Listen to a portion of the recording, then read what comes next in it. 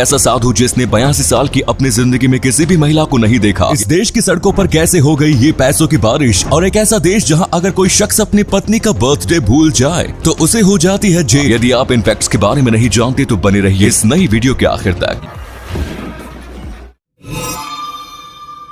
दुनिया में एक ऐसा भी इंसान था जिसने अपनी पूरी जिंदगी में किसी भी महिला को नहीं देखा था। अपनी पूरी जिंदगी में किसी भी महिला का दीदार नहीं करने वाले इस इंसान का नाम था मिशेल टोलोटोस। मिशेल टोलोटोस ग्रीस के रहने वाले एक साधु थे। इनका जन्म 1856 में हुआ था। जन्म के कुछ घंटे बाद ही इनकी मां की मृत्यु हो गई और फिर किसी ने उन्हें माउंट एथोस मोनेस्ट्री की सीढ़ियों पर लाकर रख दिया। इस मोनेस्ट्री में किसी भी महिला का प्रवेश वर्जित था। ऐसे में पुरुष साधु ने ही इस बच्चे की परवरिश की। साधुओं के बीच पले बड़े मिशेल भी बड़े होकर साधु बन गए। मिशेल टोलोटोस अपनी जिंदगी में कभी भी मोनेस्ट्री की चार दीवारी से बाहर नहीं निकले। इस वजह से उन्होंने कभी भी किसी महिला को देखा ही नहीं था। किसी भी महिला को ना देखने वाले दुनिया के एकमात्र इंसान मिशेल की मौत 1938 में 82 साल में हो गई।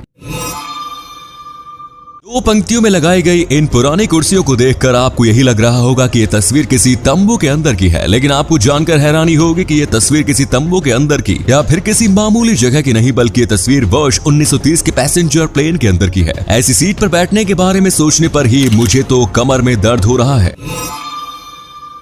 सोवियत जिम्नास्ट एलिना मुखिना को जिम्नास्टिक्स की दुनिया का अगला सुपरस्टार माना जा रहा था। वर्ष 1978 में वर्ल्ड चैंपियनशिप जीतने के बाद 1980 ओलंपिक में उनसे काफी ज्यादा उम्मीदें थी, लेकिन ओलंपिक से पहले ही साल 1979 में उनके पैर की हड्डी टूट गई। ओलंपिक नजदीक होने के कारण उनके कोच जल्दबाजी में उनकी रिकवरी कराने की कोशिश करने लगे। एलिना 100% फिट नहीं थी। इसके बावजूद उनकी कोच ने उनसे डेंजरस मूव थॉमस साल्टो करवाया। कोच की जिद एलिना के लिए घातक साबित हुई। थॉमस साल्टो परफॉर्म करते हुए वो गिर पड़ी और उनकी गर्दन की हड्डी टूट गई। सिर्फ 19 साल की उम्र में एलिना हमेशा के लिए गर्दन के नीचे से कंप्लीटली पैरालाइज्ड हो गई। एलिना की घातक इंजरी के बाद जिम्नास्टिक्स में थॉमस साल्टो मूव को बंद कर दिया गया। उसके बाद वर्ष 2006 में 46 साल की उम्र में एलिना की दर्द भरी जिंदगी का अंत हो गया।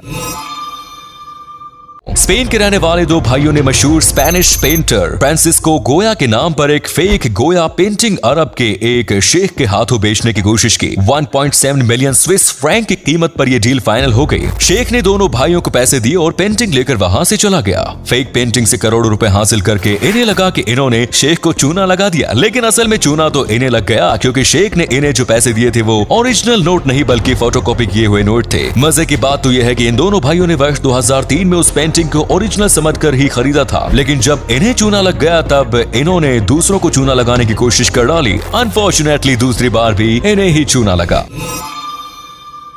वैसे तो ट्री हाउस हमें जंगलों में ही देखने को मिलता है, लेकिन इटली में एक ऐसा ट्री हाउस है जो शहरों के बीचों बीच स्थित है। ये अर्बन ट्री हाउस एक अपार्टमेंट कॉम्प्लेक्स है जो कि लगभग 150 से ज्यादा पेड़ों से बना हुआ है। इस ट्री हाउस का नाम 25 वॉरी है। 5 मंजिला इस इमारत के निर्माण में पेड़ों के अलावा लकड़ी और स्टील का उपयोग किया गया है।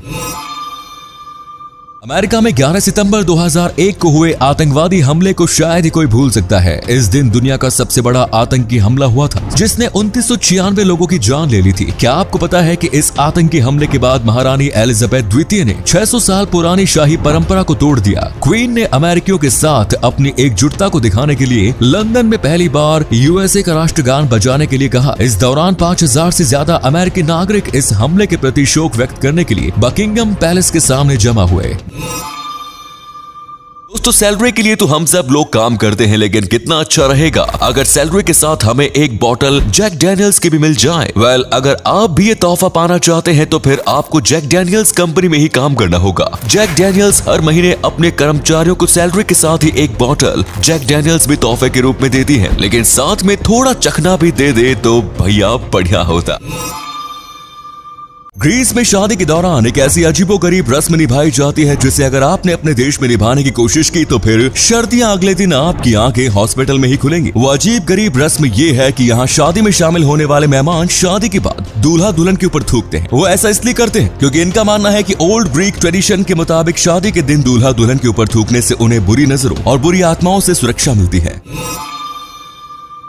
दोस्तों पिछली वीडियो में हमने आपको बिच्छुओं की बारिश के बारे में बताया था, लेकिन आज के इस वीडियो में हम आपको नोटों की बारिश के बारे में बताएंगे। जी हाँ दोस्तों, कैलिफोर्निया के कार्ल्सबैड की सड़कों पर हाल ही में नोटों की बारिश हुई है। कार्ल्सबैड की सड़कों पर काफी दूर तक ऐसे ही नोट पड़े हुए थे जिसे सड़क से गुजरने वाले लोग लूट रहे थे। अब भाई आसमान से तो नोटों की बारिश हो नहीं सकती, तो फिर यहाँ इतने सारे नोट कैसे आ गए? दरअसल यहाँ से नोटों से भरा हुआ एक ट्रक गुजर रहा था। बीच रास्ते में ही ट्रक के दरवाजे का लॉक टूट गया और ट्रक का पिछला दरवाजा खुल गया, जिस वजह से नोट हवा में उड़ते हुए रोड पर बरसने लगे और फिर लोगों ने इसे लूटना शुरू कर दिया। हालांकि पुलिस ने पैसे लूटने वाले सभी लोगों की तलाश शुरू कर दी ताकि उनसे पैसे वसूले जा सके। इसी कमाल के फैक्ट पर प्लीज वीडियो को लाइक कर दीजिए।